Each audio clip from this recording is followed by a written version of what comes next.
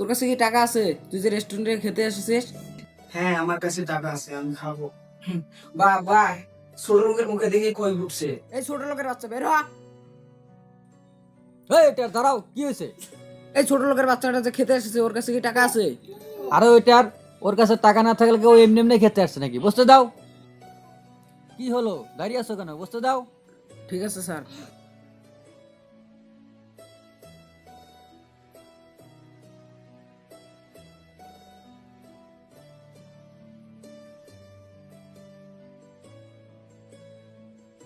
ভাই, আমাকে এই খাবারটা দেন। এই ছোট লোকের বাচ্চা, জানিস এটার দাম কত? আরে কাস্টমার সাথে এরকম ব্যবহার করছো কেন? যেটা খেতে চাই সেটাই দাও। স্টুডেন্টটা কি তোমার নাকি? ঠিক আছে স্যার।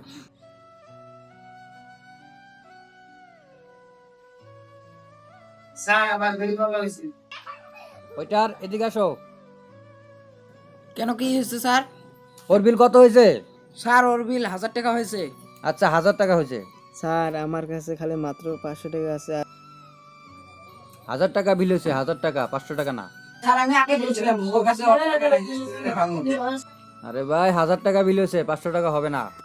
স্যার 500 টাকা নিন, আর 500 টাকা কালকে দিয়ে যাবো। না না, হবে না, হবে না, হবে। এই ছোট লোকের বাচ্চা বের হ। এই দাঁড়াও, কি হয়েছে স্যার? বলুন দেখো তো এখানে কি হচ্ছে। এই ওটার কি হয়েছে? তুমি ওর কলার ধরে টেনে নিয়ে যাচ্ছ কেন? আর স্যার, ওর কাছে টাকা নাই, রেস্টুরেন্টে খেতে এসেছে। আরে ওর কলার ছাড়াও, ওর কাছে টাকা নেই তো কি হয়েছে? আরে স্যার, আপনি রেস্টুরেন্টের ওয়েটার এত খারাপ কেন? ওকে কলার ধরে টেনে নিয়ে যাচ্ছে রান্নার রুমে বাসন মাজানোর জন্য। ও কি দোষ করেছে? ওর বিল হয়েছে 1000 টাকা, ও দিতে চায় 500 টাকা, সেই জন্য ওকে দিয়ে আজকে সারা দিন কাজ করাবো।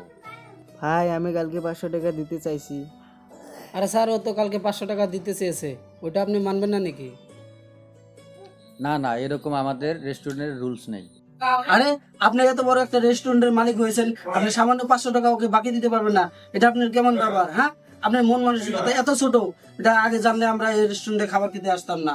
যদি আপনি ওইটা এরকম ব্যবহার করে কাস্টমারের সাথে, তাহলে রেস্টুরেন্ট বেশি দিন আর চলবে না।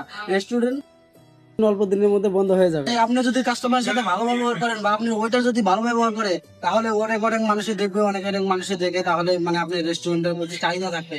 আর আপনি একবারে কিন্তু এত বড় লোক হতে পারেননি। আপনি রেস্টুরেন্ট দেওয়ার আগে আপনি কিরকম আসছিলেন, আর এখন যাই হোক মানে কষ্ট মেহনত করে এত বড় একটা রেস্টুরেন্টের মালিক হয়েছে। আর যদি এখন যদি আপনি মন মানসিকতা যদি ভালো থাকে, তাহলে নিশ্চয় আগামীতে আপনি আরো বড় কিছু করতে পারবেন।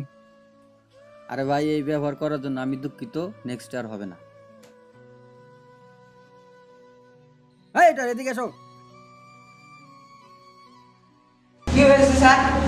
আজকের পরে থেকে যেন কাস্টমার সাথে এরকম ব্যাপার না হয়, ঠিক আছে? যাও।